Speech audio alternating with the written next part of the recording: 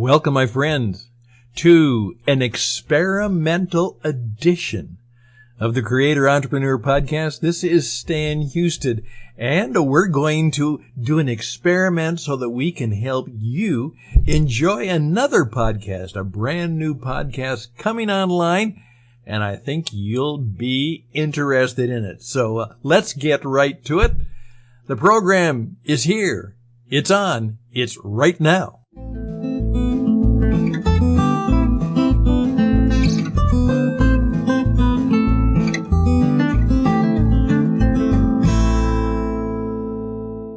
Testing. 1, 2, 3. Testing. 1, 2, 3. Well, of course, that's what we oftentimes say when we're in front of the microphone or we're starting a radio program, because we're seeing if this works. And as one of my old teachers said, keep in mind, life is often an experiment because it might not work out, but do it anyhow. So we're doing a pilot program, a testing program on a favorite subject of mine, and I rounded up here in cowboy country someone who is not only a fan of the same theme and place, but he's also an expert on it. So his name is Roger Naylor. Now let me just give you his brag sheet here, because he's too cowboy modest to do it, all right? Roger Naylor is Arizona's premier travel writer. His work appears most weeks in the Arizona Republic. He's also written for USA Today, The Guardian, The Week, Country Magazine, Arizona Highways, of course, and dozens more. He writes for the official Arizona Visitor's Guide, as well as visitor guides from Sedona, Scottsdale, and Yuma. He's the author of several books, including Arizona Kicks on Route 66, and his most recent book is Arizona's Scenic Roads and Hikes. And by the way, he is also a Hall of Fame writer. He's won a number of book awards. In fact, he kind of makes me feel small. So that's okay, because he is a premier communicator. Roger, welcome to the program. Well, thank you, Stan. I appreciate that. And that's some very kind words there that you're bragging about me. I hope I can live up to even just a portion of that kind of hype. Well, our expectations are high. So, we set a high bar, but you've more than met the bar in our previous encounters together. And it is, for those of you listening in, we want to do a podcast program because, as you're going to discover today, Route 66, and I have childhood memories. And it turns out people all over the world are interested in Route 66.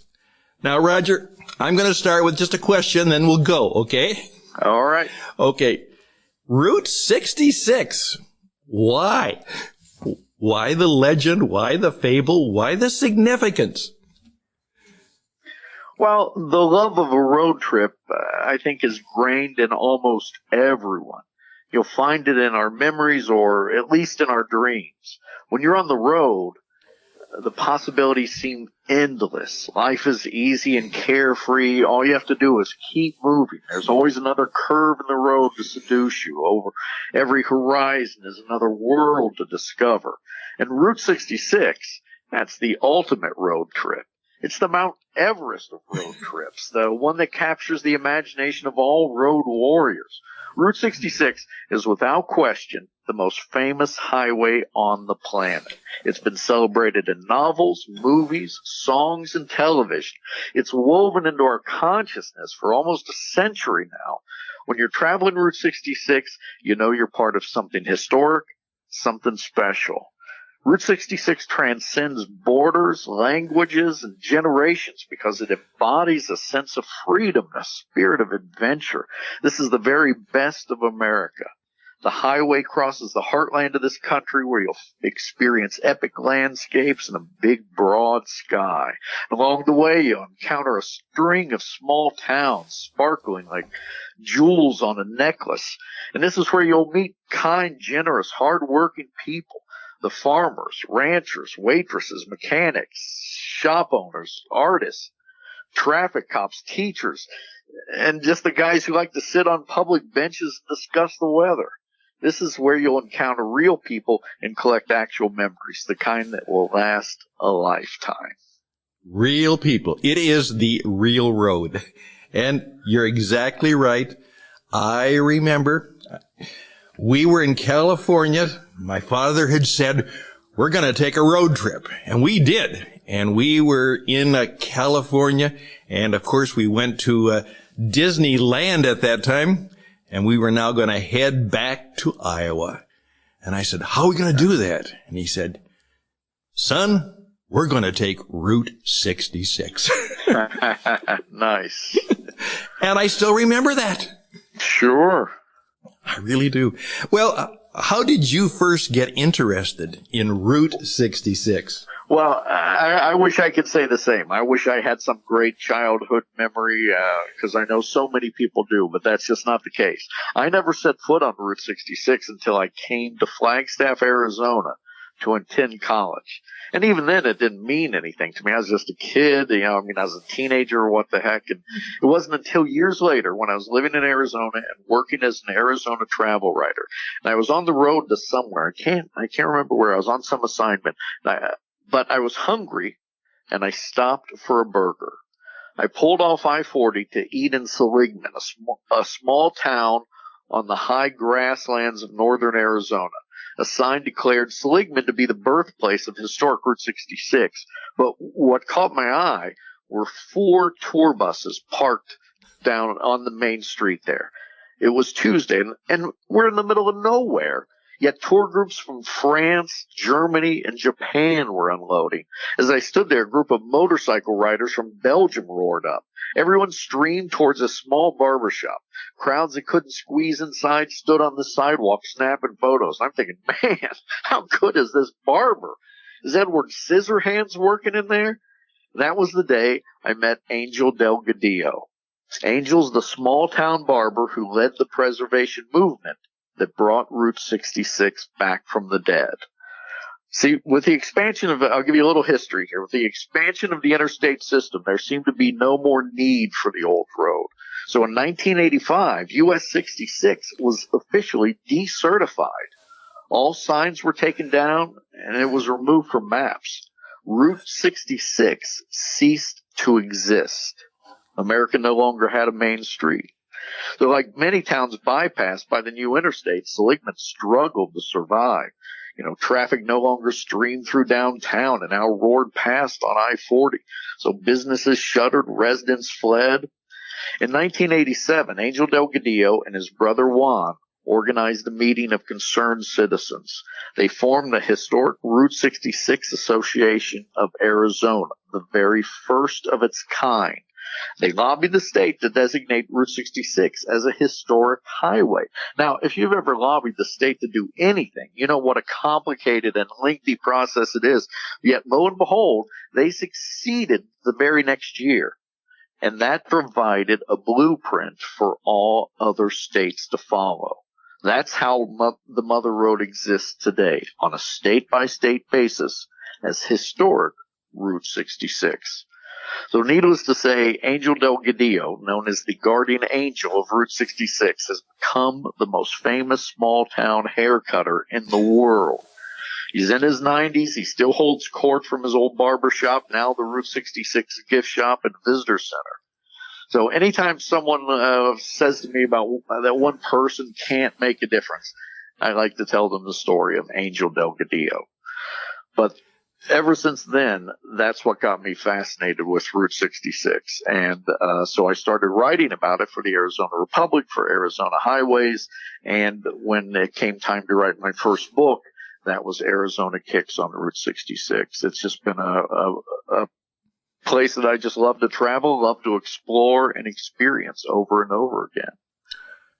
I'm sitting here smiling, and I had to turn my microphone off because I was laughing so hard because this is such a wonderful story. And I oftentimes say you'll learn more here by accident than most places by design. And that is a wonderful story. I didn't know that. That's how it happened, huh? Yeah, I mean, it was just that simple. I was just hungry, and I'd heard of Seligman, and I just couldn't believe it. Because again, if you've been to Seligman, it really is. It's a tiny little town in the middle of nowhere. But I guarantee you, if we go up there, if we stopped by, if we were somehow transported there right now, there would be tours from all over the world. There would be tour groups, there would be people, and they would all be crowding into the Angels barbershop. They would be eating at the Snow Cap there, which was opened by his brother Juan. Juan's no longer with us, I'm sorry to say, but it's still run by his kids. And it's because Route 66 has such an international reputation. It's known worldwide. And the people, especially the people from other parts of the world, are just fascinated by the history of it that trace it back to Angel. I mean, he's been interviewed, and this was years ago, but at that time he'd been interviewed over 300. He's in over 300 books, and movies, documentaries, articles, just all over the world. I mean, I've seen him interviewed by, with people translating, from, I can't remember how many outlets, from, Australia, from, Britain, from France, just stopping by, and there's somebody with a microphone in his face, and he's telling the story, and he's such a sweetheart of a man, just such a happy guy. He once told me, he says, we were forgotten about for a long time. But then now people come from all over the world to see us again. So every day is a good day. Fascinating. Now, obvious question, but this is really important. Okay. Favorite spot or spots on Route 66? Oh, man. Oof, that's a tough one. Yeah, I know. I've got a lot of them. I've got a bunch of them. Okay. But if I have to choose just one, if I had to pin it down, it would be a little place called Cool Springs.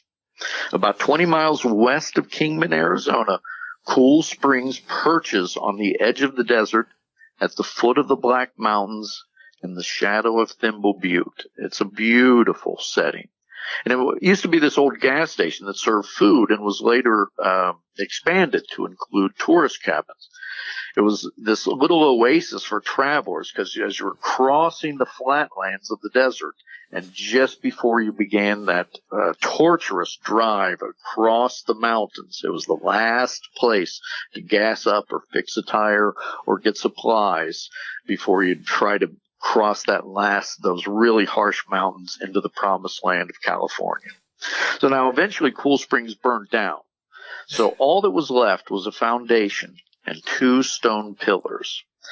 But it was discovered decades later by a guy from Chicago named Ned Luckner. He told me when he saw it, he said, it looked like the kind of place you'd take a guy to bump him off. Yet there was something about it that just spoke to him.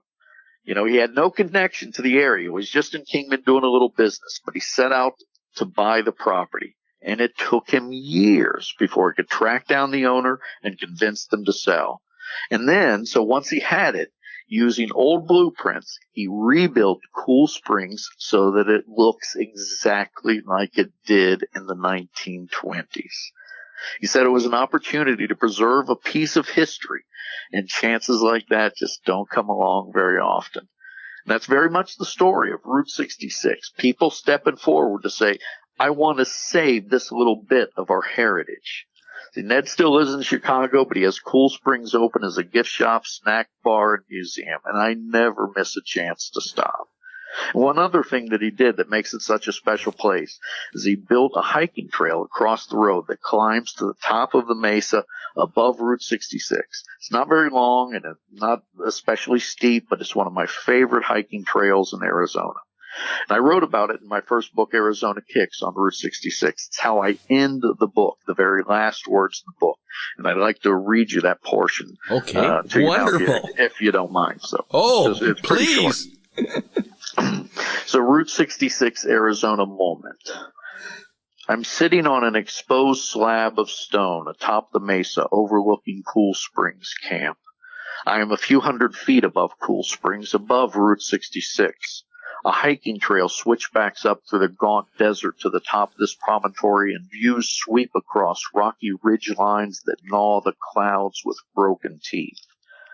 I wear the late-day silence like velvet as I gaze at the twisted ribbon below, this loopy, swoopy highway, this python of pavement, this mother of all roads, curling from the desert into ferocious hills. It is one of those profound I wonder moments. I wonder what everybody else on earth is doing right now. Not that it matters. I wouldn't trade places with anyone. I am exactly where I want to be.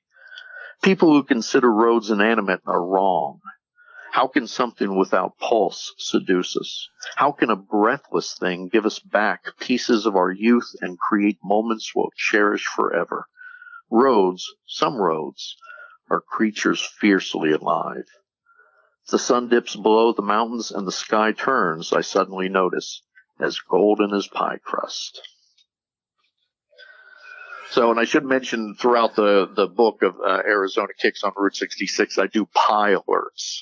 I include all the places where you can stop and find homemade pie, because I think there are two places you should always be able to find homemade pie: cooling on your grandma's windowsill and in cafes and diners on Route 66.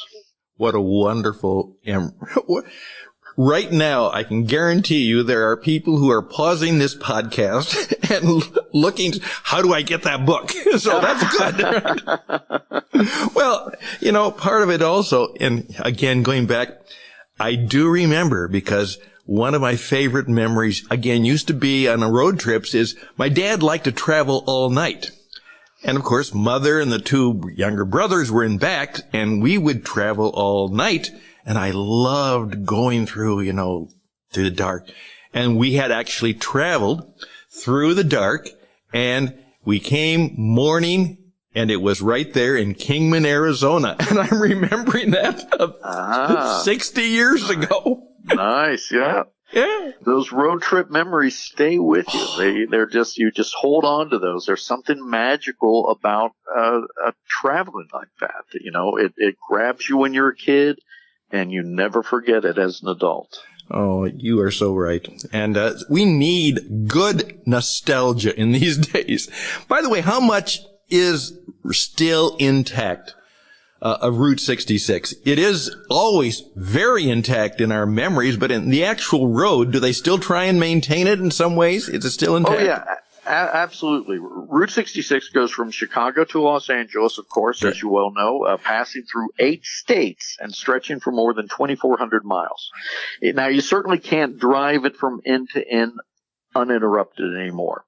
But there's still plenty of Mother Road left. Even today, there's about 85% of Route 66 that's still paved and drivable.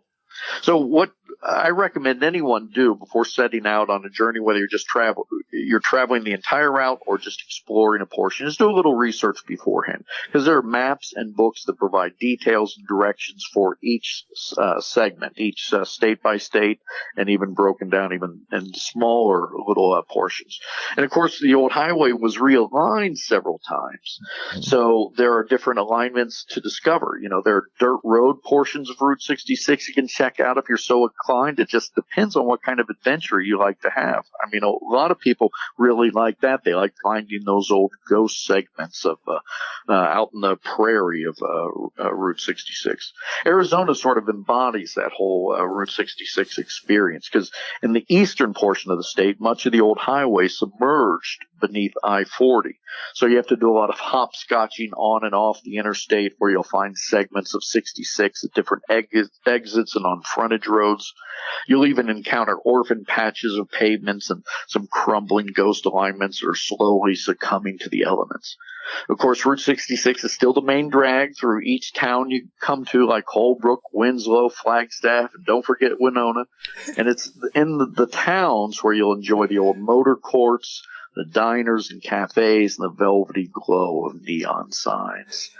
But once you get to the western half of the state, you'll find longer stretches of the Mother Road until at last you jump off I-40 at the Crookton Road exit just west of Ash Fork and your tires never need to touch interstate again in Arizona.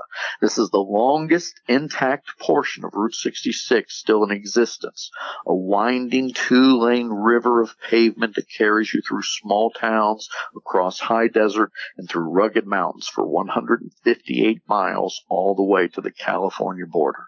It's an incredible journey, and that's one of the reasons that Arizona is sort of the heart and soul of the Route 66 experience, because you can still have those kind of adventures. You can still have that kind of road trip. You know what came to my mind just as you went through that? I remember as a young boy, you don't see them much anymore. Remember neon signs? They were wonderful. Oh, absolutely. And there's still quite a bit on Route 66. You know, the old signs are being saved. They're being maintained. They're being put back into use. Yeah, I mean, I love neon. Neon carves the night into rainbow hues. Neon is the nightlight of angels, drunkards, and poets.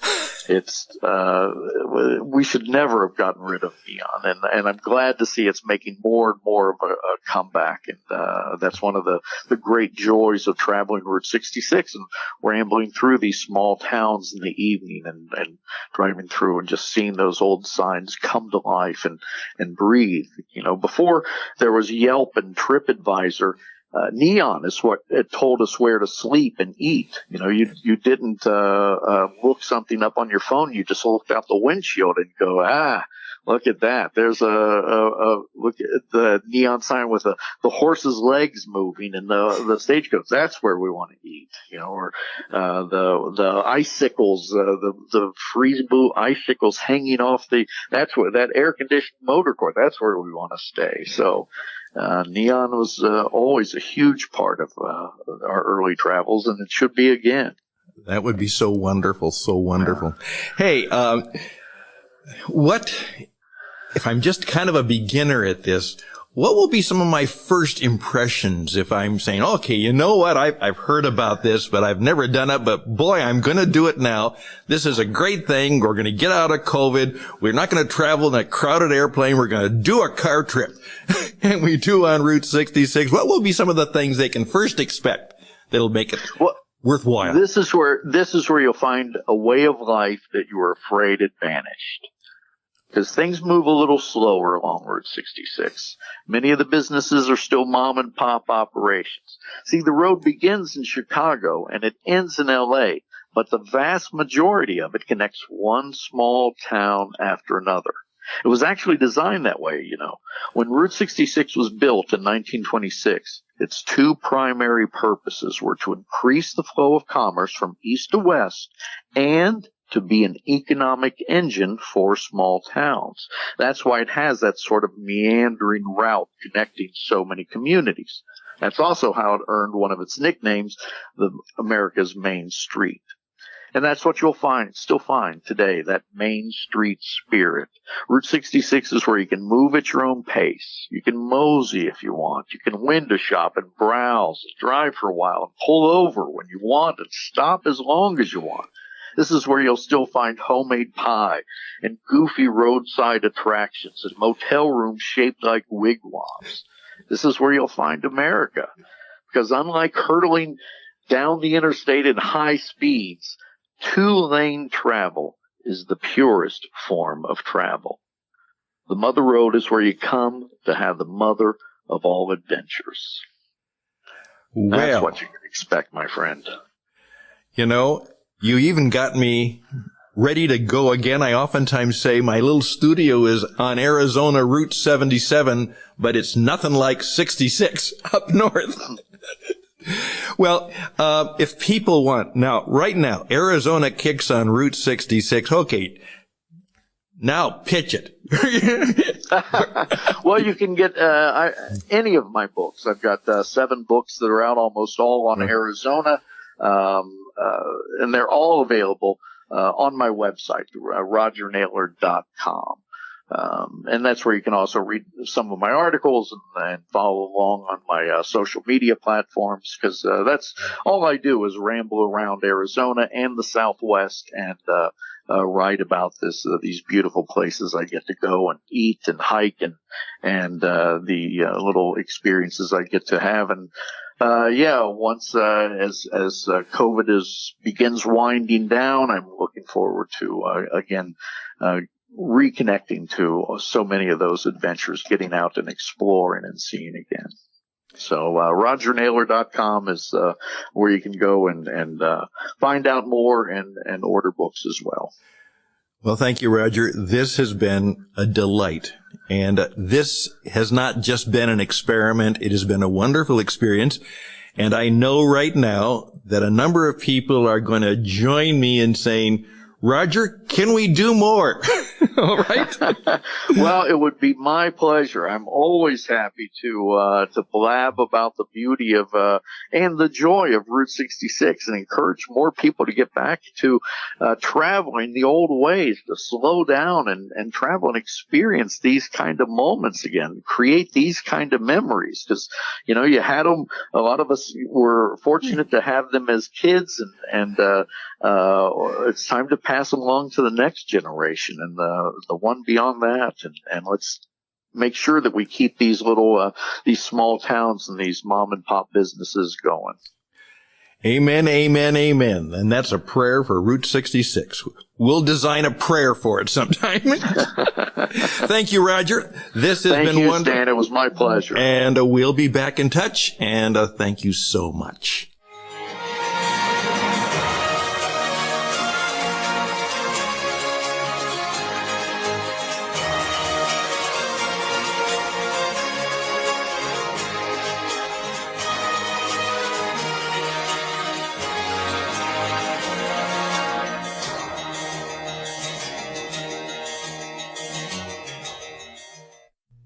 Well, indeed, that test certainly worked out well, and that passed the inspection.